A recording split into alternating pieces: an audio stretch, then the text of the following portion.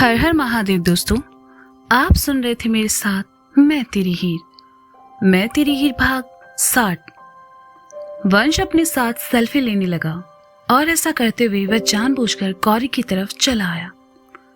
कुछ देर बाद मुरारी और अनु भी चले आए। काशी ने अपने दोस्तों को उनसे मिलवाया।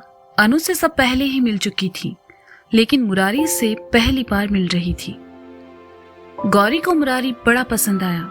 उसकी हंसी मजाक से भरी बातें और उसका बनारसी टोन उसे भा गया। सभी बातें कर ही रहे थे कि दीना ने आकर कहा, मुरारी भैया, लड़के वाले आ गए हैं, शिवम भैया ने आपको बुलाया है। हाँ हाँ चलो, कहते हुए मुरारी वहां से चला गया। अनु काशी की तरफ आई और कहा, बहुत प्यारी लग रही हो। मैंने सोचा नहीं था तुम इतनी जल्दी लड़का देखने के लिए तैयार हो जाओगी। क्या मौसी, बहुत घबराहट हो रही है, काशी ने अपनी उंगलियों को तोड़ते मरोड़ते हुए कहा। अरे ऐसा सबके साथ होता है, चलो आओ, अनु ने कहा और सभी सारिका के कमरे की ओर चली आई। शिवम, मुरारी और घर के सभी बड़े लड़के वालों की खातिरदारी में लग गए। वंश भी वहां चला आया। बैठक में आई पापा, अंजलि के पापा, शिवम, मुरारी और वंश मौजूद था। साथ में अधिराज जी और अंबिका जी भी। लड़के के साथ उसके मम्मी पापा थे। उन्होंने अच्छे कपड़े पहने थे और बातें भी वो काफी अच्छी कर रहे थे। शिवम ने लड़के से कुछ बातें की और लड़के की बातों से वह शिवम को काफी समझदार लगा। बाबा ने लड़के वालों के सामने काशी के आगे पढ़ाई की बात रखी तो उन्होंने खुशी खुशी हाँ कह दी। पूरा परिवार नोएडा में ही रहता था और उन्हें काशी की पढ़ाई और नौकरी करने से कोई ऐतराज नहीं था। चाय नाश्ते के बाद लड़के के पापा ने शिवम से कहा, अगर आप इजाजत दे तो हम आपकी बिटिया से मिलना चाहेंगे। अरे बिल्कुल, इसमें इजाजत जैसा क्या है, कहते हुए शिवम ने वंश की तरफ देखा। वंश समझ गया और बैठक से बाहर चला आया। राधिका बुआ, काशी को बुला रहे हैं, वंश ने सारिका के कमरे में आकर कहा। यह सुनते ही काशी की धड़कनें और घबराहट दोनों बढ़ गई। उसने रोने से शक्ल बनाकर अनु की तरफ देखा तो अनु ने उसके हाथ पर हाथ रखा और धीरे से कहा, घबराओ मत, सब अच्छा होगा। आंटी, अगर आप कहे तो मैं काशी को लेकर जाऊं? गौरी ने कहा। हाँ बेटा जरूर, सारिका ने कहा तो गौरी काशी को लेकर वहां से निकल गई। पीछे पीछे वंश भी चला आया। काशी के साथ चलते हुए गौरी ने फुसफुसाते हुए कहा, मुझे तुम्हारे घर के रूल्स नहीं पता, लेकिन कोशिश करना कि तुम्हें लड़के से अकेले में बात करने का मौका मिले। घर वालों से अच्छा है तुम डायरेक्ट लड़के से ही बात करो, तो सब शॉर्ट आउट हो जाएगा। काशी ने धीरे से कहा और हाँ में अपनी गर्दन हिला दी। गौरी काशी को लेकर बैठक में आई। लड़के ने जैसे ही काशी को देखा बस दिखता ही रह गया। मुरारी ने देखा तो उठकर काशी के पास आया और उसे अपने साथ लेकर सोफे की तरफ बढ़ते हुए कहा, जे है हमारी काशी बिटिया। नमस्ते। काशी ने सबको नमस्ते किया और एक नजर लड़के को देखा। लड़का उसे ही देख रहा था। बैठो बेटा, लड़के की मां ने कहा तो काशी बिल्कुल उनके सामने पड़े सोफे पर आ बैठी। गौरी को वहां रुकना ठीक नहीं लगा, इसलिए वह बैठक से बाहर चली आई। अंदर न जाकर वह बाहर घर के बरामदे में चली आई और बड़बड़ाने लगी, घर में सब मौजूद है, लेकिन काशी का भाई नहीं है जो हम सबको सुबह स्टेशन लेने गया था। कहीं रितु की बातों से हर्ट तो नहीं हो गया? हो भी सकता है। वैसे मैं उसे पहचान क्यों नहीं पाई? किसी का इंतजार कर रही हो? वंश ने गौरी के बगल में आकर सामने देखते हुए कहा। नहीं, मैं क्यों किसी का इंतजार करूंगी? गौरी ने पूछा। वैसे मैं तुमसे नाराज हूं, वंश ने खुद से ही अपनी नाराजगी जाहिर करते हुए कहा। हाँ, एक्चुअली मैं भी तुमसे यही पूछना चाहती थी, क्यों? उस दिन इंदौर में तो तुम मुझसे काफी अच्छे से बात कर रहे थे, फिर अचानक से तुम्हें क्या हुआ? गौरी ने वंश की तरफ पलटते हुए कहा। क्या तुम्हें सच में नहीं पता? वंश ने कुड़ते हुए कहा। क्या? गौरी ने भी हैरानी से पूछा, क्योंकि उसे नहीं पता था कि वंश किस बारे में बात कर रहा था। अगले ही पल गौरी की नजर दरवाजे की तरफ गई जहां से काशी और वह लड़का निकलकर जा रहे थे। गौरी ने देखा तो उसने कहा, ओके, इस बारे में बाद में बात करेंगे। लेकिन वंश ने कहा, लेकिन तब तक गौरी वहां से जा चुकी थी। पीछे खुले आंगन में 2 कुर्सियां रखी गई थी और एक टेबल पर चाय के कप भी, ताकि काशी और लड़का दोनों वहां बैठकर बात कर सके। लड़का और काशी वहां आकर बैठे। लड़के ने घर को देखा और कहा, आपका घर बहुत खूबसूरत है। काशी ने अपनी बड़ी बड़ी पलकें उठाकर पहली बार लड़के को ध्यान से देखा। लड़का दिखने में काफी अच्छा था। काशी ने उसकी तरफ देखा तो लड़के ने मुस्कुराकर कहा, अगर आप कुछ पूछना चाहें तो पूछ सकती हैं। काशी ने कहा, लेकिन पूछा कुछ नहीं। दोनों काफी देर तक खामोश बैठे रहे। वहीं कुछ दूर दीवार की आड़ में खड़ी गौरी देखने की कोशिश कर रही थी कि काशी उस लड़के से कुछ कह पाती है या नहीं। बाकी सब घर वाले व्यस्त थे। वंश ने गौरी को देखा तो उसके पास चला आया और कहा, यहाँ क्या कर रही हो तुम? श्श, आवाज मत करो, गौरी ने कहा। लेकिन तुम यहाँ कर क्या रही हो? वंश ने भी गौरी के बगल में खड़े होकर काशी और अपने ना होने वाले जीजाजी की तरफ देखकर पूछा।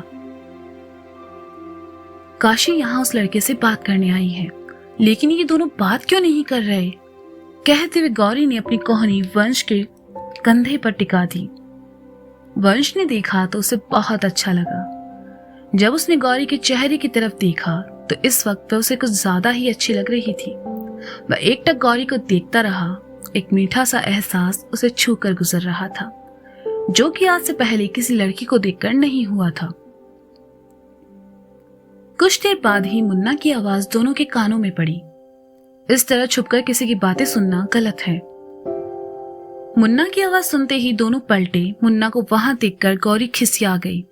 वह कुछ बोलती इससे पहले ही वंश ने कहा, तूने आने में इतनी देर क्यों लगा दी? पता है लड़के वाले कब के आ चुके हैं? वो हमें थोड़ा काम था। तुम दोनों चलो यहां से, उन्हें बात करने दो, मुन्ना ने सहजता से कहा। हालांकि गौरी से नजरें मिलाना नहीं चाह रहा था। गौरी ने देखा लाइट फॉर्मल पैंट और डार्क शर्ट, दाढ़ी ट्रिम कर चुका था, बालों को अच्छे से बनाया हुआ था, पैरों में फॉर्मल जूते और हाथ में घड़ी। मुन्ना का ये नया रूप देखकर गौरी तो उसे देखते ही रह गई। सुबह उसने जिस मुन्ना को देखा था वह बहुत अलग लग रहा था और हैंडसम भी, जैसा कि प्रिया ने कहा था। गौरी को अपनी ओर देखते पाकर मुन्ना ने खांसने का नाटक किया तो गौरी की तंद्रा टूटी। मुन्ना ने वंश को देखा और वहां से जाने का इशारा किया। गौरी ने मुन्ना से नजरें बचाकर काशी की तरफ जाना चाहा तो मुन्ना ने कहा, आप भी? हाँ, मैं तो बस ऐसे ही, गौरी ने झेंपते हुए कहा और वंश के पीछे पीछे जाने लगी। उस ड्रेस में गौरी काफी अच्छी लग रही थी। मुन्ना बड़े प्यार से उसे जाते हुए देख रहा था। गौरी चलते चलते रुकी और जैसे ही पलटी मुन्ना ने अपनी गर्दन घुमा ली। काशी को अभी शादी नहीं करनी है, गौरी ने कहा। हम जानते हैं, मुन्ना ने साइड में देखते हुए कहा तो गौरी वहां से चली गई। गौरी वहां से सीधा रितु और प्रिया के पास चली आई और वंश भी दूसरी तरफ चला गया। मुन्ना ने देखा काशी और वह लड़का काफी देर से चुपचाप बैठे हैं तो वह उन दोनों की तरफ चला आया। मुन्ना को आते देखकर काशी की जान में जान आई। लड़के ने मुन्ना को देखा तो अपनी कुर्सी से उठकर कहा, हेलो सर। नमस्ते, बैठिए ना, हम काशी के बड़े भाई हैं, मानवेंद्र। मुन्ना ने लड़के से बैठने का इशारा करते हुए कहा। अंकल से आपके बारे में बहुत सुना है, लड़के ने मुस्कुराते हुए कहा तो मुन्ना ने एक नजर काशी को देखा और फिर लड़के की तरफ मुखातिब होकर कहा, काशी हमारी बहन है। आज तक घर में किसी ने इसकी कोई बात नहीं टाली है। बाबा चाहते थे कि काशी की शादी उनके रहते हो जाए, लेकिन काशी अभी ये शादी करना नहीं चाहती। उसके अपने कुछ सपने हैं, फैसले हैं जिन्हें वो खुद लेना चाहती है। हम जानते हैं इसे ये रिश्ता बिल्कुल नहीं करना, लेकिन ये इतनी अच्छी है कि सबकी खुशी के लिए आपसे ये बात भी नहीं कह पाएगी। मुन्ना ने कहा तो काशी नम आंखों से उसकी ओर देखने लगी, क्योंकि लड़के को रिजेक्ट करने की उसके पास कोई वजह नहीं थी। मुन्ना आगे कहने लगा, आप एक अच्छी फैमिली से हैं, आपको तो कोई भी लड़की शादी के लिए हाँ कह देगी, लेकिन काशी के पास आपको रिजेक्ट करने का कोई रीजन नहीं है। इसलिए अगर हो सके तो आप ही इस रिश्ते से इनकार कर दीजिए। मुन्ना की बात सुनकर लड़का मुस्कुराया और कहा, सच कहूं तो मुझे काशी बहुत पसंद आई, लेकिन जितने प्यार से आपने मना किया है, मैं काशी का दिल नहीं तोड़ूंगा। आप चिंता मत कीजिए, यहां से जाने के बाद मैं ना कह दूंगा। अक्सर लड़कियां सगाई से इनकार इसलिए कर देती है क्योंकि किसी और को पसंद करती है, लेकिन काशी अपनी पढ़ाई और करियर के लिए इस रिश्ते से इनकार कर रही है, सुनकर अच्छा लगा। फिलहाल मेरा शादी करने का कोई इरादा नहीं है, तो अगर काशी का मूड कभी भी बदले तो मैं रिश्ता लेकर फिर से आपके घर आना चाहूंगा। लड़के की बात सुनकर मुन्ना मुस्कुरा उठा और कहा, थैंक यू सो मच। अरे नहीं, इसकी जरूरत नहीं है, लेकिन मुझे काशी से एक बात जरूर कहनी है। लड़के ने काशी की तरफ पलटकर कहा, तो काशी लड़के की तरफ देखने लगी। काशी, आप बहुत किस्मत वाली है जो आपको इतना प्यार करने वाला भाई मिला है। Best of luck. लड़के ने कहा तो काशी मुस्कुराकर मुन्ना की तरफ देखने लगी। मुझे शायद अब चलना चाहिए, लड़के ने उठते हुए कहा तो मुन्ना ने एक बार फिर उससे हाथ मिलाया। लड़का वहां से आगे बढ़ गया। मुन्ना काशी के पास आया, उसके कंधे पर अपना हाथ रखा और कहा, सो मिस काशी, अभी आप ठीक हैं? हो मुन्ना भैया, अगर आप नहीं आते तो हम तो कुछ कह ही नहीं पाते। काशी ने राहत की सांस लेते हुए कहा, वैसे लड़का दिखने में स्मार्ट है। मुन्ना ने काशी को छेड़ते हुए कहा, मुन्ना भैया। काशी ने चिढ़ते हुए कहा तो मुन्ना उससे दूर हटा और कहा, अच्छा ठीक है, हम जरा मेहमानों को देखकर आते हैं। मुन्ना काशी को वहीं छोड़कर वापस घर के अंदर जाने के लिए आगे बढ़ गया। गौरी ने जब लड़के को आते देखा तो वह काशी से मिलने उसकी ओर चली आई। मुन्ना का ध्यान अपने फोन में था, ये देखकर गौरी बिल्कुल उसके करीब से निकल गई, लेकिन अगले ही पल गौरी को महसूस हुआ जैसे किसी ने उसका दुपट्टा पकड़ लिया है। ये मुन्ना ने उसे रोकने के लिए किया हो शायद। ये सोचकर गौरी बिना पीछे पलटे ही कहने लगी, अब क्या हुआ? अब तो मैं काशी से मिल सकती हूँ ना? तुम नहीं जानते वो कितनी बड़ी डफर है। अगर उसने लड़के से ना नहीं कहा तो उसकी शादी फिक्स हो जाएगी। तुम तो उसके भाई हो ना? उसने तुम्हें नहीं बताया क्या? शायद डरती होगी तुमसे, लेकिन सच तो ये है कि काशी को अभी शादी नहीं करनी है। हेलो, तुम सुन रहे हो ना? कहते हुए गौरी ने धीरे से पलटकर देखा तो पाया वहां मुन्ना था ही नहीं। उसका दुपट्टा किसी ने पकड़ा नहीं था, बल्कि वहां रखी चेयर में फंस गया था। गौरी ने अपने सर पर मारा और ये करते हुए जाते जाते मुन्ना की नजर उस पर पड़ गई और वो मुस्कुरा उठा। गौरी ने अपना दुपट्टा निकाला और काशी की तरफ आकर कहा, क्या हुआ? तुमने लड़के से कहा? काशी ने ना में गर्दन हिला दी। गौरी ने कहा, मुझे पता ही था तुमसे कुछ नहीं होगा। कहीं उस लड़के की स्मार्टनेस देखकर तुम पिघल तो नहीं गई? Oh no no no Kashi, ऐसा कुछ नहीं करना। अभी तुम्हारी पूरी लाइफ पड़ी है, तुम नहीं जानती, शादी के बाद लाइफ एकदम से खत्म हो जाती है। काशी ने कुछ नहीं कहा, बस गौरी के गले आ लगी और कहा, डोंट वरी, सब ठीक है। गौरी ने उसे खुद से दूर किया और कहा, मतलब क्या सब ठीक है? उस लड़के को रिजेक्ट करने की हमारे पास कोई वजह नहीं थी, इसलिए हमें समझ नहीं आया कि हम उससे क्या कहें। लेकिन सही वक्त पर मुन्ना भैया पहुंच गए और उन्होंने उस लड़के को मना लिया कि वह इस रिश्ते से इनकार कर दे, और वो मान भी गया।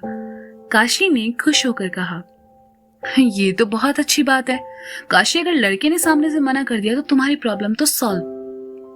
गौरी ने खुश होकर कहा, हाँ, और इसके लिए मुन्ना भैया को सबसे बड़ा थैंक्स। वो हमेशा सब संभाल लेते हैं, वो बहुत अच्छे हैं। काशी ने चहकते हुए कहा। काशी की बात सुनकर गौरी की नजर सामने हॉल में चली गई, जहां मुन्ना खड़ा था और लड़के से कुछ बात कर रहा था। उसे देखते हुए गौरी भी हल्का सा मुस्कुरा उठी। काशी और गौरी अंदर चली आई। उन दोनों ने ऋतु और प्रिया को जब इस बारे में बताया तो चारों एक दूसरे के गले आ लगी और फिर शांत रहने का इशारा किया। कुछ दूर खड़ी अंजलि ने उनको देखा तो उनके पास आई और कहा, मुझे पहले से ही पता था कि तुम कुछ गड़बड़ जरूर करोगी। हम सोच ही रहे थे कि शक्ति को छोड़कर तुम इस लड़के से सगाई क्यों कर रही थी। अंजलि ने ऋतु और प्रिया के सामने काशी का भांडा फोड़ दिया। ऋतु और प्रिया ने सुना तो दोनों ने काशी को देखा और ऋतु ने कहा, ये शक्ति कौन है? शक्ति? वो घाट पर। अंजलि ने इतना ही कहा था कि गौरी ने उसे साइड किया और रितु के सामने आकर कहा, तुम्हें काशी के भाई को सॉरी बोलना था ना, चलो वो आ गया है। मुझे भी, प्रिया ने कहा और रितु गौरी के साथ कमरे से चली आई। मुन्ना उन्हें हॉल में ही मिल गया। रितु ने जब मुन्ना को देखा तो बस देखते ही रह गई। कितना हैंडसम लग रहा था वो। बस मुंह फाड़े मुन्ना को देख रही थी। गौरी ने देखा तो उसके कंधे को अपने कंधे से टकराया और धीरे से कहा, जाना। रितु मुन्ना के सामने आई और कहा, मुन्ना, एक्चुअली मुझे तुम्हें सॉरी बोलना था। सुबह बिना तुम्हारे बारे में जाने मैंने तुम्हें वो सब कह दिया। I am really sorry. मुझे सच में नहीं पता था तुम काशी के भाई हो। हाँ मुन्ना, मेरी तरफ से भी सॉरी, प्रिया ने भी कहा। कोई बात नहीं, आप लोग काशी के दोस्त हैं और इस घर में मेहमान भी हैं। आप सब माफी मत मांगिए। सुबह वाली बात को हम सुबह ही भूल चुके हैं, मुन्ना ने सहजता से कहा। गौरी कुछ दूर खड़े हाथ बांधे उन्हें ही देख रही थी। मुन्ना की सादगी उसे बहुत अच्छी लगी। जिस तरह वह अपनी पलकें झुकाकर उन दोनों से बात कर रहा था वह गौरी के दिल को भा गया। गौरी प्यार से मुन्ना को देखती रही, तभी वंश उधर से गुजरा और गौरी के कंधे को अपने कंधे से टकराते हुए कहा, कितना भी देख लो वो भाव नहीं देने वाला। गौरी ने सुना तो मुस्कुराई और वंश की तरफ देखकर कहा, और तुमसे मुझे चाहिए नहीं। कहकर गौरी चली गई तो वंश ने मुंह बनाते हुए कहा, नक चढ़ी। तो दोस्तों ये था मैं तेरी हीर भाग 60। इसका अगला भाग आप जल्द ही सुनेंगे मेरे साथ। तब तक के लिए वंश और गौरी की तकरार क्या लाएगी रंग? क्या लड़के वाले इस रिश्ते से इनकार करेंगे या काशी को देंगे कोई बड़ा झटका? क्या गौरी के दिल में जगह बनाने लगा है मुन्ना? जानने के लिए सुनते रहिए मैं तेरी हीर।